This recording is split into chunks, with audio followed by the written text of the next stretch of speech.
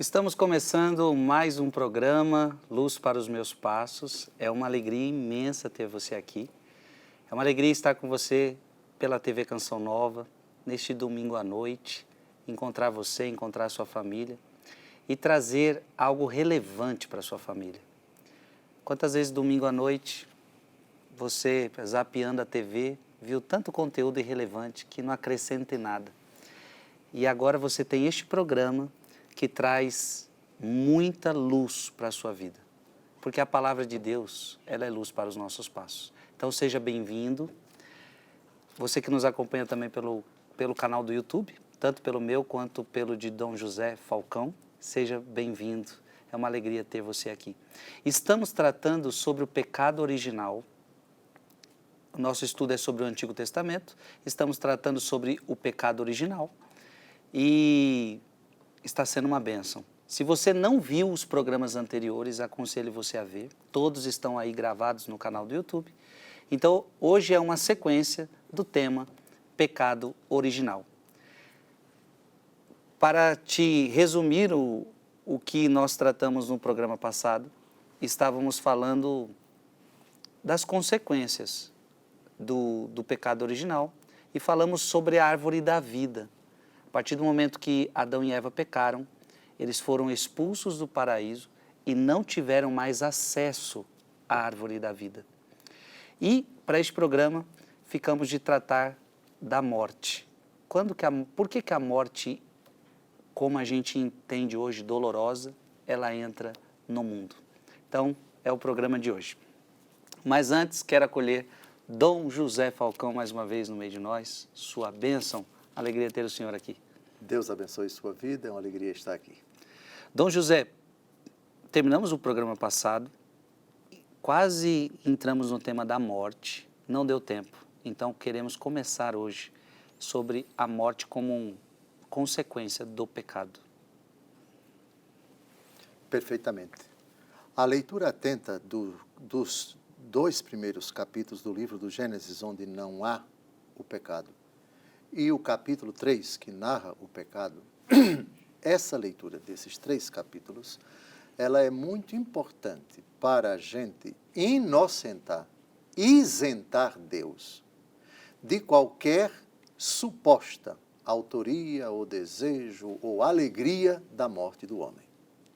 Pelo contrário, lendo atentamente, a primeira vez que se fala da morte, que vai ser dos lábios de Deus, entre aspas, Deus pronunciando, a primeira vez que se fala da possibilidade de o homem morrer, é Deus quem fala, é Deus quem trata, é Deus quem aborda essa possibilidade. E nessa possibilidade temos uma relação direta. Se vocês comerem, vocês morrerão. E depois, eu acho que é um texto muito importante do Gênesis capítulo 3, versículo 19, o pós-pecado. Após o pecado, aí vem, uma vez que eu adverti vocês, agora vem as consequências da decisão de vocês. Vamos primeiro a Gênesis capítulo 2, versículo 17, porque esse texto é crucial quando o assunto tratado é morte, quem é o seu autor, quem inventou, quem introduziu, quem foi o causador. Leia, por favor, Gênesis capítulo 2, de 16 a 17. Deu-lhe este preceito: podes comer do fruto de todas as árvores do jardim, mas não comas do fruto da árvore da ciência do bem e do mal, porque no dia em que dele comeres, morrerás indubitavelmente. Então, o porquê é uma partícula causal. A causa da morte é a eventual comida. Ou seja, se vocês comerem, vocês vão morrer. Então, aqui temos uma relação entre causa e efeito. A causa não é Deus, o efeito não é, portanto, de Deus. Isso é fundamental. Interessante. Então, a causa do pecado não veio de Deus? Não. A causa dos castigos não veio de Deus? Não. Perfeito. E as outras consequências prévias à morte, as dores, etc., que nós já lemos, Gênesis capítulo 3, 16, as dores de parto da mulher, comer o pão com o suor do rosto, a terra vai ser hostil, a mulher vai ser impelida para o marido e este vai subjugá-la, etc., etc., machismo. O machismo é consequência do pecado, não é vontade de Deus. O machismo é uma deturpação. Exatamente, veja, por favor, vamos a primeira vez que, é claro, que a linguagem aqui, deixe-me ver, a mulher vai ser impelida para o marido, versículo 16, por favor. Disse também a mulher, multiplicarei sofrimentos de teu parto, darás à luz com dores, teus desejos te impelirão para o teu marido e tu estarás sob o seu domínio. E tu estarás sob o seu domínio. Outra tradução, ele te dominará. Isso Deus não quis para a relação entre homem e a mulher. Portanto, é completamente injusto você dizer que a relação entre homem e mulher, de domínio dele e de subjugação da parte dela, como se ela fosse uma escrava ou uma pessoa que balança a cabeça sempre para dizer sim ao marido, mas no sentido pejorativo do termo. Isso absolutamente não correspondeu à vontade de Deus original. Isso é efeito do pecado. Isso é consequência do pecado. Depois desse texto, aí sim a gente tem o fatídico versículo 19 do capítulo 3. Aí sim, lembra-te que és pó e ao pó haverás de voltar. A morte, consequência de uma decisão pecaminosa da mulher e do homem. Leia, por favor. Comerás o teu pão com o suor do teu rosto, até que voltes à terra de que foste tirado, porque és pó e pó te hás de tornar. Exatamente. Nesse versículo nós temos sofrimento e morte. Vamos centrar nossas atenções na última. Lembra-te que és pó e ao pó haverás de voltar. Não tinha que ser assim, mas podia ser assim. Podia ser assim porque o homem foi criado com a capacidade de escolher. Livre-arbítrio. Essa categoria, ela levou até Santo Agostinho a escrever uma obra muito bonita, recomendo a todos, De Libero Arbitrio, em latim, sobre o livre-arbítrio. O tema do livre-arbítrio e da liberdade da pessoa. Há uma diferença tremenda, à luz da fé, entre livre-arbítrio e liberdade. Você só é livre quando você opta pelo bem. Aqui não temos o uso da liberdade, nós temos o uso do livre-arbítrio para o pecado. E Jesus diz que aquele que comete o pecado é escravo da sua própria decisão. Então, não existe liberdade onde existe escravidão. Logo, você não é livre quando você opta por mentir, por matar, por cometer qualquer desatino. No momento em que você usa mal o livre-arbítrio, você se torna escravo da sua própria decisão pecaminosa. Isso sobre a relação entre o livre-arbítrio e a morte. Porque vocês desobedeceram à morte. Então, é o aguilhão de vocês. São Paulo vai dizer de uma forma muito interessante, isso se aplica tanto a Adão e Eva, como a todos nós, mas em outro sentido. O salário do pecado é a morte. Vamos ver se é Romanos 5, 23 ou é Romanos 6, 23. Eu vou chutar. É Romanos 5, 23. Se eu estiver errado... 6, 23.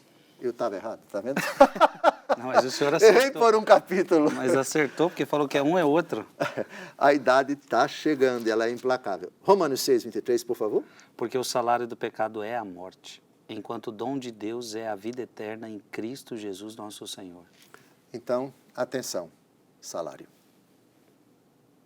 No sentido espiritual, evidentemente, ou seja, a recompensa, ou se você quiser, a consequência do pecado. Daí se fala em pecado mortal. A morte da alma. O salário do pecado é a morte. Então, o salário do pecado... quer dizer, a morte não tem como salário Deus. A morte é a consequência de uma decisão sua. Está aí o salário que você merece porque você tomou essa decisão, Adão. Está aí o salário que você merece porque você tomou essa decisão, Eva. Mais para frente, a gente vai tratar de, se eles cometeram esse pecado, por que é que nós temos que morrer? Não é? É um tema muito interessante. Isso aí a gente vai ter que tratar. Ah, vamos ter que tratar. Mas eu já antecipo o seguinte: é justo que uma mãe boa, honesta, decente, que casa com um homem bom, honesto e decente, é justo que eles deem uma educação boa, reta, digna para os seus filhos e eles cresçam retos, justos e bons como os pais? É justo? É sim. Sabe por quê? Porque os filhos foram colocados por Deus sob os auspícios, sob a proteção, sob a tutela dos pais. E Deus deu o poder a eles de trazer a felicidade, de trazer o bem, de trazer a graça, de trazer valores, de trazer estabilidade, princípios, de forjar a sua personalidade. Que maravilha, não é, Frei Gilson? Vossa Reverendíssima poder dizer que os valores cristãos que nortearam sua infância, sua adolescência, sua vocação para o sacerdócio, em grande parte você deve à sua mamãe. É justo isso?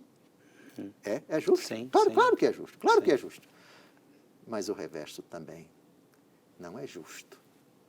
Não é justo que um ser humano inocente, que foi gerado pelos pais irresponsáveis, briguentos, pecadores, malvados, que deram mau exemplo, que viviam brigando, que ensinaram mal aos seus filhos, que introduziram no coração deles o medo, o pavor, a injustiça, que eles viveram num ambiente pesado, contaminado pelo pecado, que eles herdem isso ao longo de toda a sua vida, traumatizados, revoltados, mal formados, que redundem talvez em criminosos, porque cresceram num ambiente promíscuo e assim por diante. Não é justo? Claro que não é justo.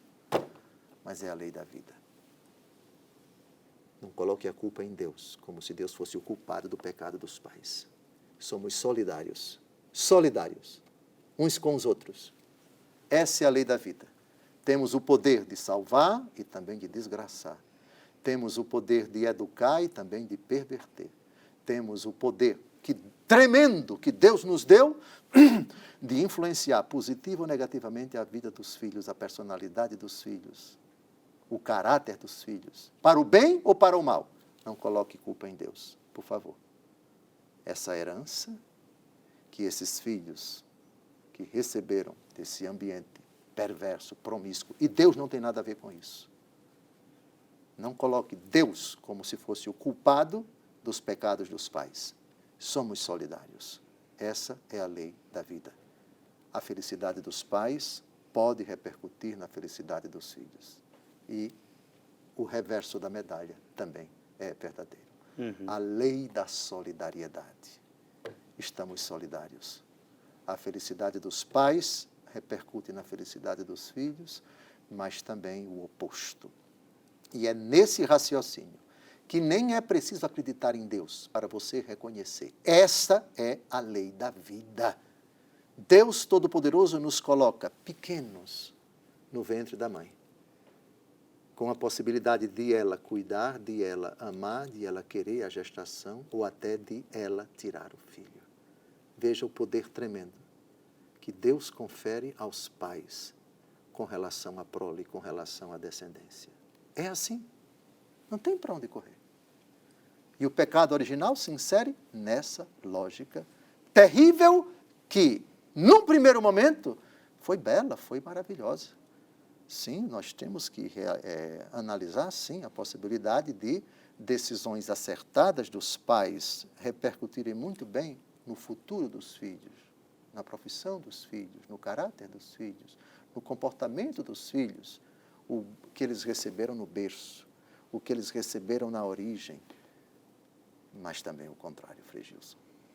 O que se semeia, isso se colherá. Gálatas, capítulo 6, versículo 7, disse de có, o que o homem semeia, isso ele colherá e...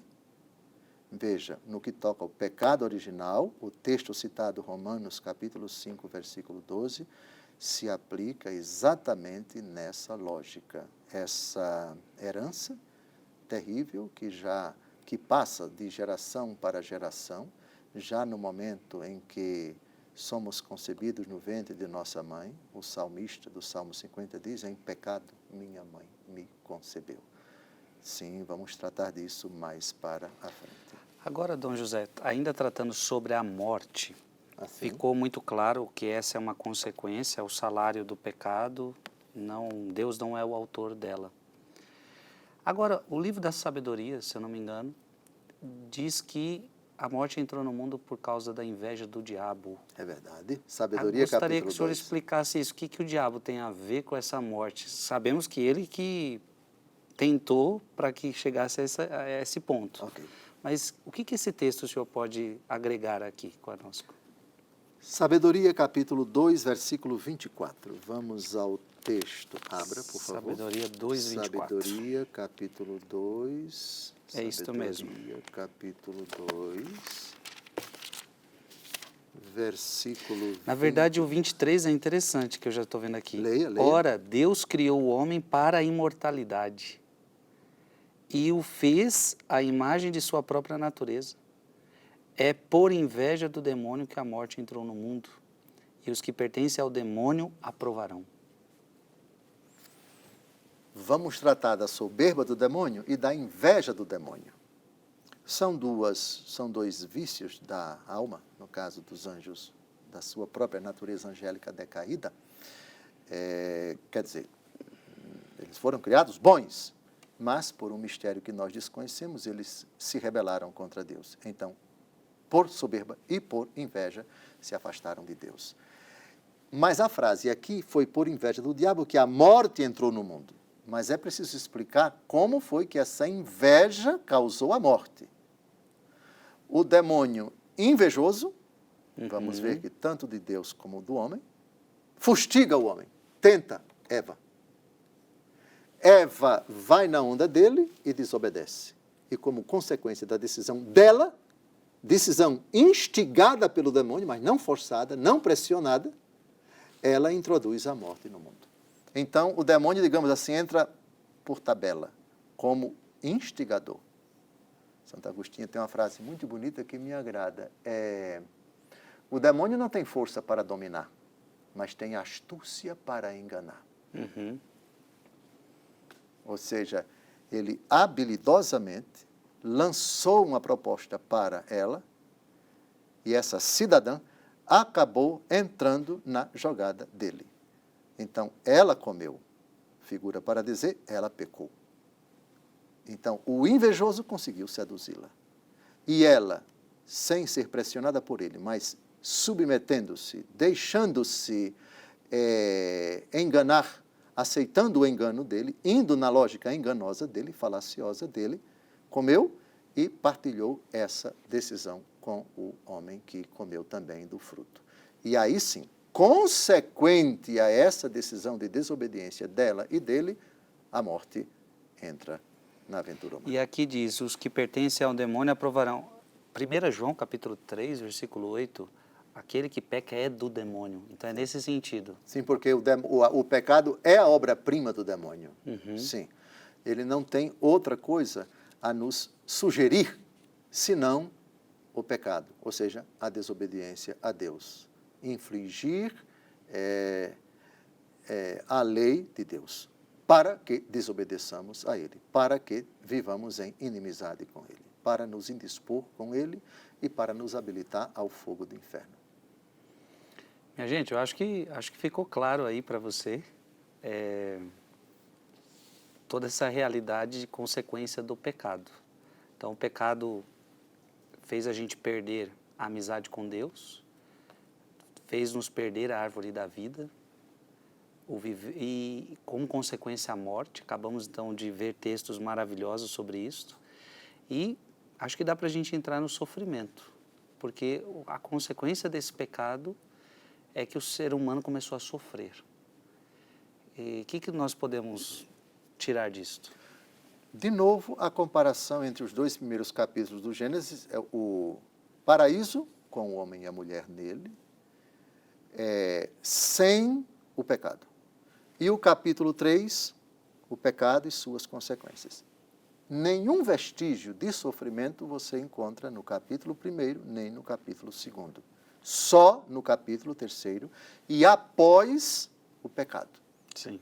Isso quer dizer, quando tratamos dos dons preternaturais, a impassibilidade, lembra? Lembro. Um dos dons preternaturais que nós perdemos, ou seja, o não sofrimento. Antes do pecado, o homem não sofria. Após o pecado, é que é introduzida essa realidade. Aqui descrita nos versículos 16 a 18, capítulo 3, é a primeira vez que aparece a palavra sofrimento. Na Bíblia de Ave Maria parece que é sofrimento mesmo, no plural. Na Bíblia de Jerusalém é dores, tanto faz, dor, sofrimento, enfim. Vamos à primeira vez que essa realidade aparece. Disse também a mulher: multiplicarei os sofrimentos de teu parto. Darás à luz com dores, teus desejos te impelirão para o teu marido, e tu estarás sob o seu domínio. E disse em seguida ao homem: porque ouviste a voz de tua mulher e comeste do fruto da árvore que eu te havia proibido comer, maldita seja a terra por tua causa. Tirarás dela com trabalhos penosos o teu sustento todos os dias da tua vida. Ela te produzirá espinhos e abrolhos, e tu comerás a erva da terra. Sofrimento biológico à hora do parto, o relacionamento entre o homem e a mulher vai ser doloroso, o trabalho por meio do qual se tira o pão de cada dia vai ser penoso, vai ser sofrido, vai ter espinho, vai ter abrolho, vai ter adversidade, etc, etc. O sofrimento todos os sofrimentos, com todas as suas modalidades, tudo isso é consequência do pecado. Aqui também a morte, ela iria existir, mas sem dor, seria uma morte natural. O parto também iria existir, mas sem dor. Muito interessante. E o trabalho também, né, Dom José? Porque alguém pode pensar que não ia trabalhar, ia ficar sem fazer nada na vida. Mas o que me parece aqui é que agora o trabalho que existiria, que imagina uma vida sem trabalho, seria uma vida... Na verdade, Deus Todo-Poderoso já colocou ao homem, assim que o criou e o abençoou, o dever de trabalhar. Exato. Em que frase a gente encontra essa ordem embutida? Lembra, já vá procurando aí, no capítulo 1º, no capítulo 2º, a ordem do Senhor Deus foi a seguinte: enchei, frutificai, povoai e submetei a terra. Não, crescer e multiplicar-vos, sim, até certo ponto. Mas submeter a terra. O que é submeter a terra? Você tem aqui um terreno, eu quero plantar feijão. Então, eu tenho que desbastar a terra, tenho que arar a terra, tenho que abrir as covas, tenho que colocar as sementes e tenho que, ao longo de todo o processo do crescimento da plantação, eu tenho que ir lá, desbastar, proteger, etc. Isso é um trabalho. Então, o homem recebeu de Deus, nessa afirmação, enchei, povoai e submetei a terra, está incluída a possibilidade não, o dever de trabalhar. A diferença entre essa ordem antes do pecado e o pós-pecado é o sofrimento, ou seja, agora o trabalho vai ser penoso. Agora vai causar cansaço. Agora vai ser difícil a segunda-feira. Está dando gravar o dia todo, etc., para pregar a palavra de Deus, daqui a pouco já começa a ficar. Mas é assim, tem que ser assim. Até o trabalho de Deus, ele causa cansaço, mas é um cansaço que dá alegria. Sim, é verdade. O Catecismo da Igreja Católica, no parágrafo 376, por favor, Frei Gilson, acho que já foi lido, mas leia somente aí até a metade, onde o catecismo diz que se o homem não tivesse pecado, se ele permanecesse na intimidade divina, ele não devia morrer nem sofrer. Por favor. Pela irradiação desta graça, todas as dimensões da vida do homem eram fortalecidas. Enquanto permanecesse na intimidade divina, o homem não devia nem morrer, nem sofrer. Ou seja, antes do pecado, o homem tinha esse dom preternatural da impassibilidade. Ainda que ele fosse para o campo, ainda que ele pegasse os bois para arar a terra, etc., tudo isso aconteceria. O homem não foi criado para vagabundar no paraíso, não. Ele tem que, para comer, e o corpo dele, enquanto matéria, perde calorias e precisa repor. O corpo, enquanto dotado de líquido, ele sua, etc., e precisa repor os líquidos, etc., para não se desidratar. Mas tudo isso não teria o caráter penoso, sofrido, etc. Com o pecado, tudo isso agora vai ter um preço. O cansaço boceja, cansa, o organismo, depois de um determinado tempo, fica arrasado, cansaço psicológico, espiritual e assim por diante. Tudo então agora, para garantir o sustento na convivência, nos relacionamentos, é cansativo, é sofrido. Todos os âmbitos da vida da pessoa serão marcados por essa realidade, o sofrimento. Falta 1 minuto e 20, trate de terminar. É só o primeiro bloco, é só o primeiro bloco. Que bom, está sendo o nosso programa. Estamos vendo aqui as consequências do pecado, que é coisa que o mundo não gosta de falar, né? O pecado, o diabo é aquele que oferece o pecado, mas muitas vezes não avisa as consequências. Deus é aquele que nos avisou as consequências. Ou seja, não existe liberdade sem responsabilidade. A partir do momento que você tem Deus deu para nós essa graça de poder escolher, mas também existe uma responsabilidade envolvida nisso. Eu vou ter que assumir as consequências das minhas escolhas. Cada um vai ter que assumir as consequências das suas escolhas. E estamos aprendendo que o pecado traz consequências gravíssimas para Adão e Eva e trouxe para toda a humanidade, e os nossos pecados continuam gerando consequências. Dom José até falou de alguns exemplos. Um pai e uma mãe, quando não vivem bem, trazem consequências até para a vida dos filhos. Então eu espero que você, com esse programa, esteja ajudando você a refletir tantas coisas na sua vida. Nós vamos para um breve intervalo e nós já retornamos com este assunto que está bom demais.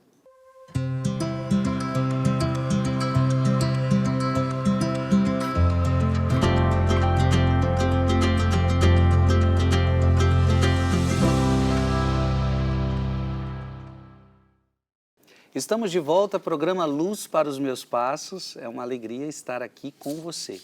Bloco anterior, estávamos falando que uma das consequências do pecado foi a morte. E há pouco nós vimos que uma das consequências do pecado é o sofrimento. Antes do pecado, não víamos vestígio de sofrimento. Depois do pecado, sofrimento. Eu quero fazer uma pergunta para Dom José, que eu sei que é dúvida de muita gente. Dom José, hoje nós vemos tantos sofrimentos no mundo. Um deles é as doenças. E existem doenças que foram geradas pelo próprio ser humano. A pessoa bebe demais, ela vai ter uma cirrose. O outro usou muita droga, vai ter overdose, vai ter isso, vai ter aquilo.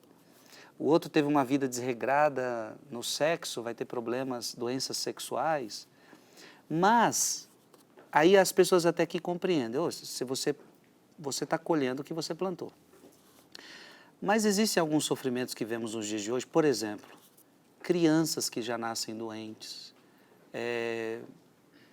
crianças que já nascem deficientes, elas não têm culpa nenhuma. E muita gente pergunta, os pais não pecaram para aquilo acontecer, a criança não pecou para aquilo acontecer.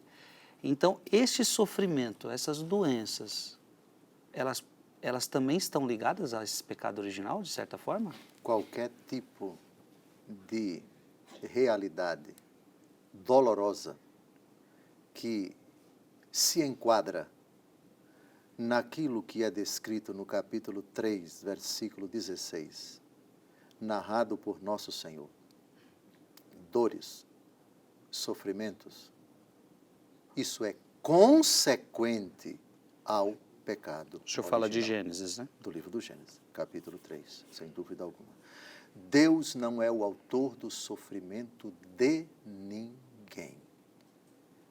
Portanto, como as pessoas conseguem compreender a realidade do sofrimento como se ele fosse o autor das desgraças, das lamúrias, das misérias do mundo?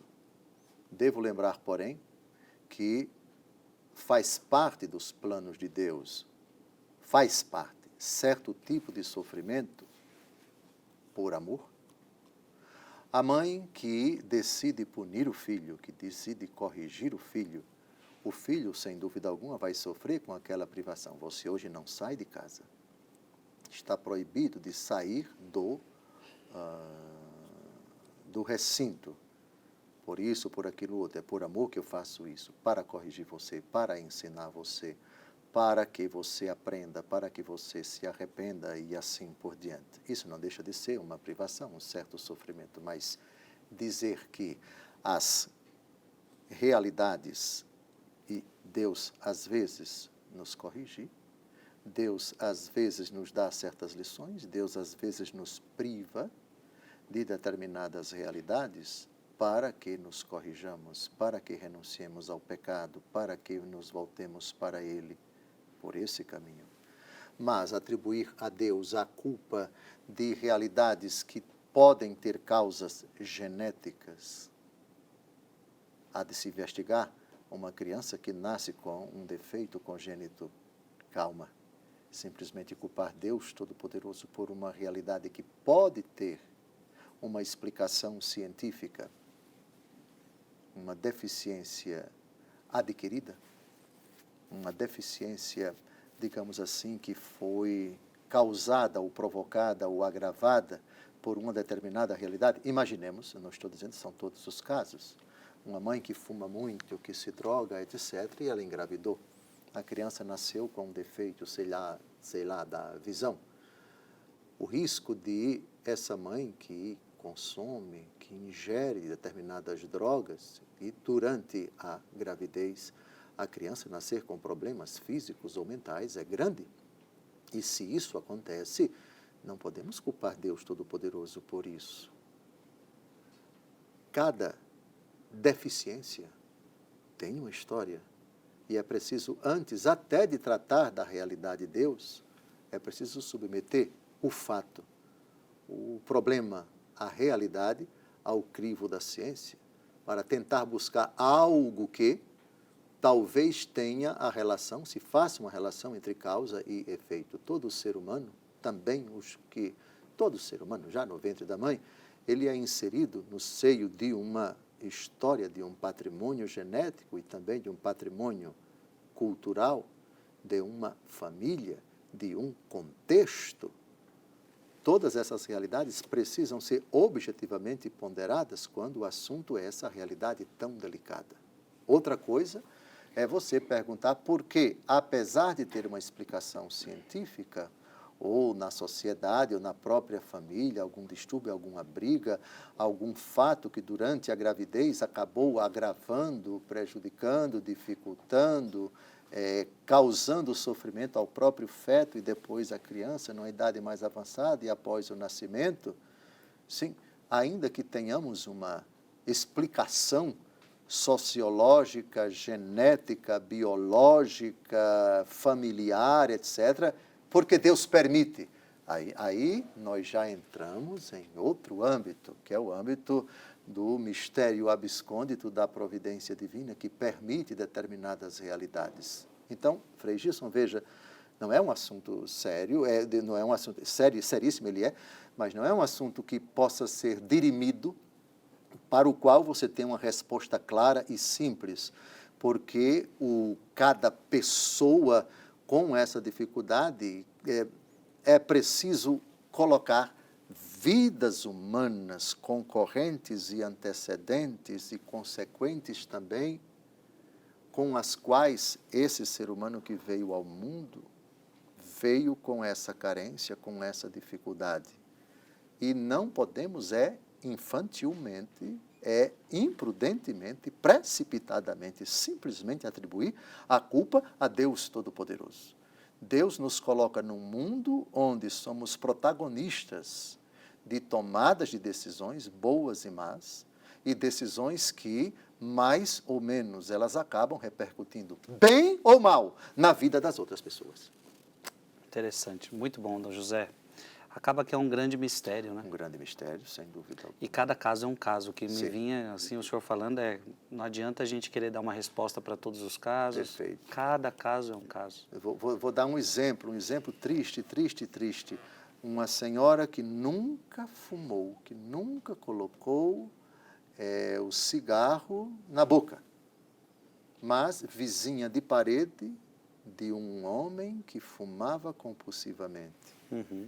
A fumaça do cigarro dele, que fumava compulsivamente, ela, por morar numa casa bem coladinha com a dele, ela se tornou fumante passiva. 36 anos de idade, câncer de pulmão, faleceu. Olha aí. O homem está vivo até hoje. Onde está esse Deus? Não seja irresponsável, rapaz. Você está querendo dizer que foi Deus que colocou o cigarro na boca do vizinho? Não, mas essa mulher... Calma, por favor. Deus o culpado? Nós temos o poder de decidir, nós temos o poder de trazer benefícios e, infelizmente, nossas decisões podem trazer prejuízo para as pessoas. Pode causar sofrimento para as pessoas. Esse é o mistério abscôndito do mal. Isso eu citei apenas um homem que fumava e a vizinha que morreu por fumante passiva, somente cheirando, sentindo aquela fumaça, sei lá. Agora imaginemos um homem público com o poder de decidir e gerenciar as verbas públicas para trazer o bem para os seus concidadãos, etc. Que beleza, não é verdade? Um bom administrador, um bom homem público, um gestor de primeira, etc. Mas o contrário também é uma possibilidade. É um mistério, por favor.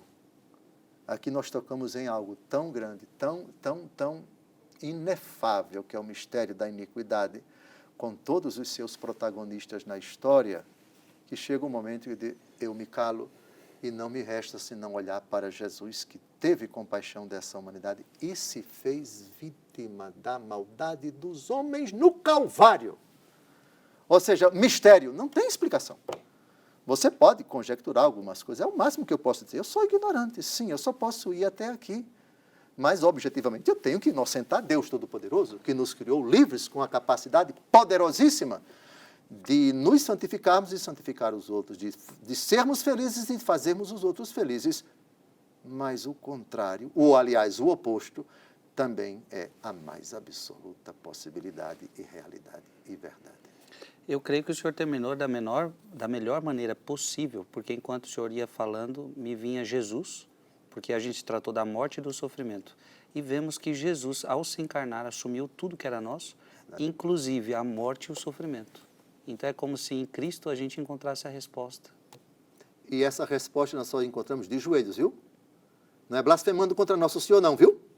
Uhum. Porque o nosso Deus, ele não é o autor, ele é vítima. Olha. Ele é vítima, viu? É um Deus que só com a razão perdeu, só com a razão sofreu, só com a razão foi derrotado, só com a razão sofreu mais do que todo mundo que você eventualmente venha a colocar como vítima. Ele é a principal vítima. Não é só isso. Aí entra a fé. Ao terceiro dia ele ressuscitou e nos deu a força do seu Espírito para transformar esse mundo, para enfrentar o mal. Porque ele carregou os sofrimentos que não eram dele. Verdade. Sendo Carregou inocente, sobre né? si os nossos pecados. É o tema do capítulo 53 do profeta Isaías, o quarto canto do servo sofredor. Sim, não é um tema fácil, por favor. O tema do pecado, do mistério do sofrimento, do mistério da iniquidade. Não é fácil. Eu não tenho resposta para tudo. Eu sou um ser humano como vocês. Tenho minhas limitações, não posso ir. Eu só posso ir até o Calvário. E do Calvário para o túmulo e do túmulo para, com a pedra rolada, Jesus ressuscitou. O mal foi vencido pelo bem. A graça triunfou sobre o poder das trevas. E isso se revela na história assim. Podemos constatar sem muita dificuldade a existência do mal, podemos pontuá-los, podemos exemplificá-los, mas atenção. Porque devemos também, por uma questão de honestidade, pontuar os sinais da vida, os sinais da graça, os sinais da vitória, da medicina sobre as enfermidades, da verdade sobre a mentira, da justiça sobre a injustiça, da coragem sobre o medo, da piedade sobre a iniquidade e assim por diante. Não está nada perdido, não. Nós temos sinais de vida, sim, temos sinais de reação, temos sinais da presença de Nosso Senhor, que disse, me agrada muito, o último versículo de João 16, no mundo tereis tribulações, mas tende coragem. Eu venci o mundo. O tema do sofrimento, do pecado e da morte não pode ser tratado sem essa realidade. Nós somos cristãos e enxergamos vislumbramos a vitória de Cristo sobre todas essas realidades. E ela acontece no ventre de Maria, no Calvário, e na subida ao céu e na efusão do Espírito Santo. Estarei convosco todos os dias, não tenham medo, não tenham medo. E para terminar, Dom José, nós nunca vimos Cristo falando que vai tirar todo o nosso sofrimento, mas parece que ele ressignifica, prometendo que aquele que sofre vai ganhar peso de glória maior na eternidade. Quanto maior o seu sofrimento, é Paulo que vai falar, né? Quanto maior for o seu sofrimento, maior o peso de glória. Nosso Senhor fala, sim, de uma alegria completa. E o curioso, no meu entendimento, vamos ver o texto daqui a pouco, João 16, de 21 a 24, de 21 a 24, Jesus fala da alegria completa. A pergunta é, essa alegria completa já é agora? Eu me inclinaria por sim. A resposta é sim. A alegria completa é no céu. Lógico, felicidade sem fim, o banquete nupcial, a alegria que jamais acabará no céu. Mas Jesus vai falar de uma alegria completa já nesta vida. Eu me inclinaria pela resposta sim. Por favor, João 16, de 21 a 24. O texto é muito bonito. Quando a mulher está para dar à luz, sofre porque veio a sua hora. Mas depois que deu à luz a criança, já não se lembra da aflição, por causa da alegria que sente de haver nascido um homem no mundo. Assim também vós, sem dúvida, agora estáis tristes, mas hei de ver-vos outra vez, e o vosso coração se alegrará, e ninguém vos tirará a vossa alegria. Parece então aqui que nosso Senhor já está falando da ressurreição, quando todos eles vão ficar alegres, etc. Mas mais na frente, no versículo 24, temos uma coisa impressionante, alegria completa. No seu entendimento, que eu acho que é o mesmo meu, a alegria completa é ali onde não há possibilidade de tristeza nenhuma. Sim. É a alegria plena, é a alegria absoluta, é a alegria onde não há espaço nem para você fazer uma carinha feia. Por favor, continue até o versículo 24. Naquele dia não me perguntareis mais coisa alguma. Em verdade vos digo, o que pedides ao Pai em meu nome, Ele vos dará. Até agora não pedistes nada em meu nome. Agora vem o que interessa. Pedi e recebereis, para que a vossa alegria seja perfeita. Ah, gostei da tradução, tá? Respeito essa daqui, vossa alegria seja completa. Perfeita, interessante. A alegria perfeita, não há espaço para nenhuma tristeza. No céu isso é indiscutível, o Apocalipse diz que não haverá 22:4, né? Não haverá luto, nem dor, nem tristeza, Ou 21:4, 21. Porque as coisas antigas passaram, 21, eis que eu faço novas todas as coisas, etc. Pois bem, isso no céu não se discute. Mas interessante que aqui Jesus não diz exatamente o que é no céu. É como se ele dissesse, é possível você viver a alegria completa já agora comigo, pela fé em mim, estando comigo? Então, está correto. Nosso Senhor Jesus Cristo nos aponta exatamente isso. As tristezas do tempo presente, é São Paulo quem diz, você nem compara as aflições do tempo presente com a glória que nos é reservada. Exato. Não é? Sim, caminhamos para isso. Enquanto não chegamos lá, essas vicissitudes, elas nos atormentam, elas batem à nossa porta, elas comem o nosso juízo, gememos, como recitamos na Salve Rainha, gememos e choramos nesse vale de lágrimas. Temos que conviver com isso, sim, carregando Agora, a nossa promessa de não ter dor está aqui. Um dia enxugará, Apocalipse 21:4, enxugará toda lágrima de seus olhos, e já não haverá morte, nem luto, nem grito, nem dor, porque passou a primeira condição. Sim, é verdade. A felicidade sem fim, ela é descrita de uma forma muito sóbria, muito resumida, mas esse resumo é tudo aquilo que a gente precisava Nossa, ouvir, é não tudo é? que a gente precisa. Ninguém vai chorar, ninguém vai sentir dor, ninguém vai ver cara Não vai perder feia, mais ninguém. mala pesada sem alça, porque vão estar no inferno, né? Fica aí, fica aí. Há um abismo entre nós, como diz pai Abraão, para o rico no inferno. Então, essa primeira condição é de sofrimento. Sim, perfeitamente. Jesus, quando fala do seguimento a Ele, quem quiser me seguir, negue-se a si mesmo, Ele não diz tome o seu carro, ou tome suas dificuldades, como se fosse uma palavra leve. Não, é cruz mesmo. Tome a sua cruz e siga-me.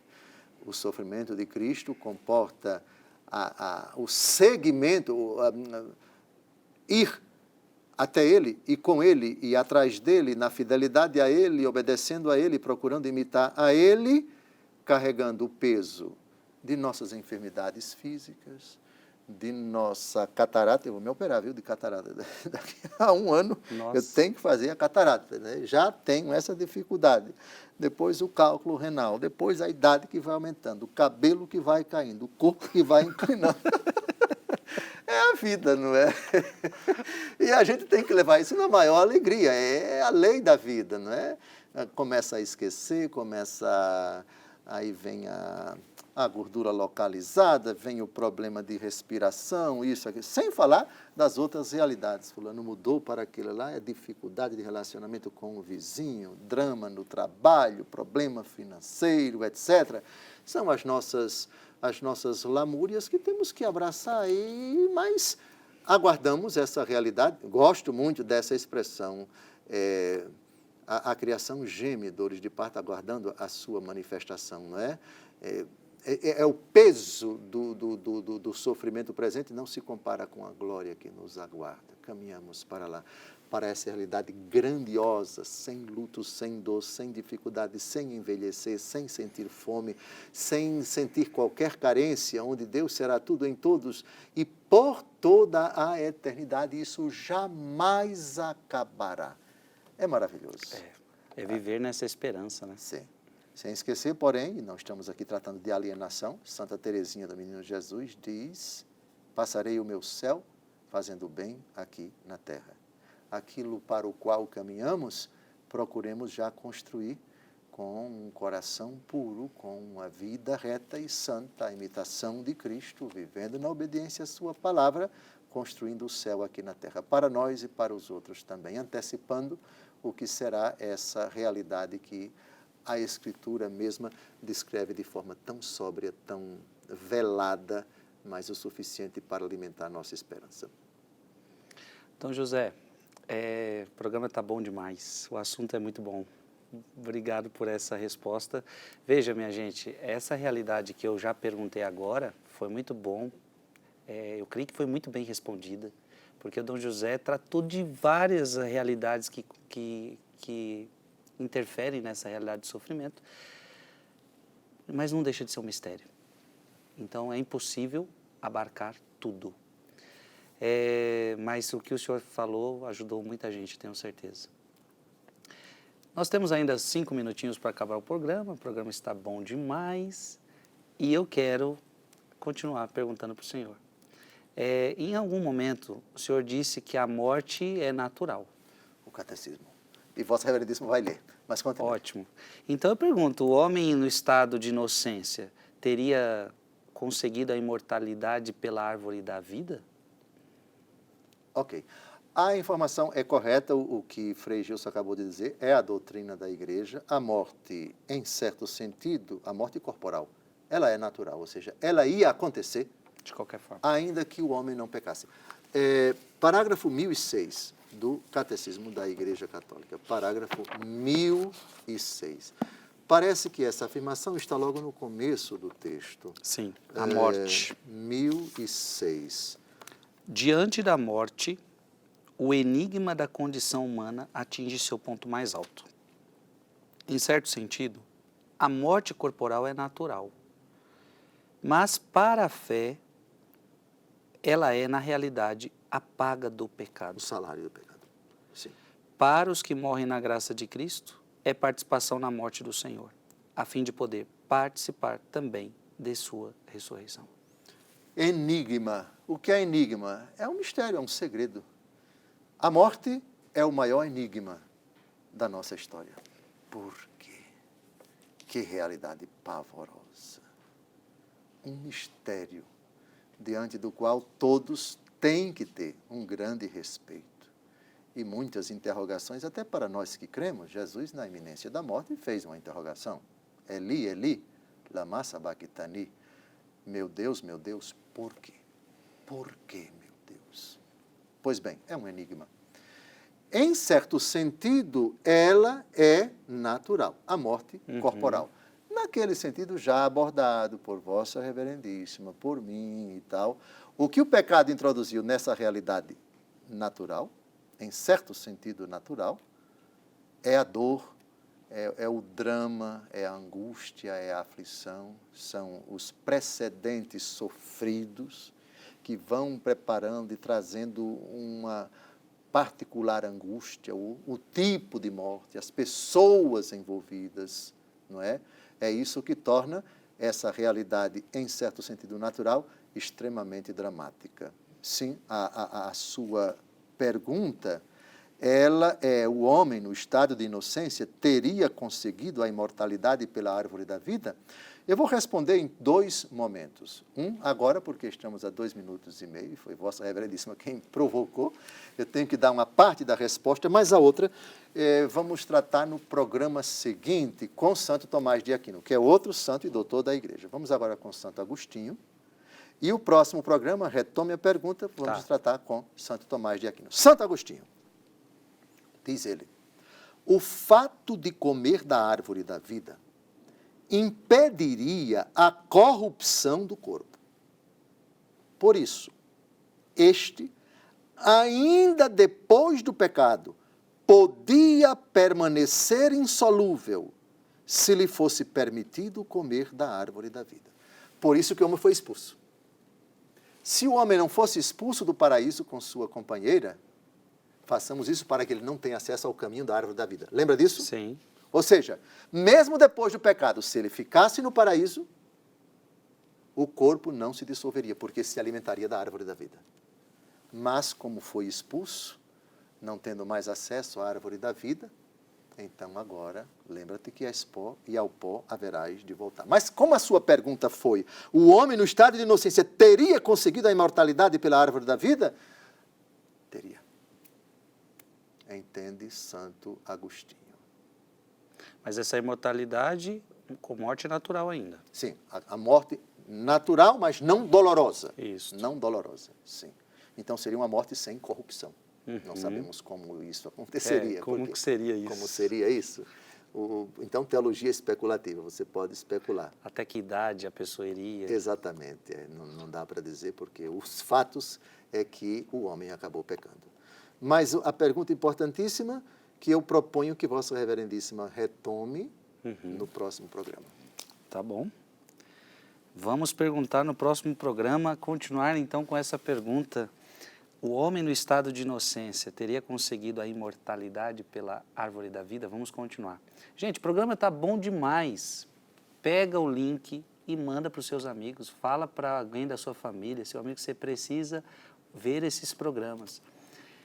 Deus abençoe você que está aqui. Te encontro semana que vem, se Deus quiser. Vamos pedir a bênção de Deus. Abençoe-vos Deus Todo-Poderoso, Pai e Filho e Espírito Santo. Amém. Amém.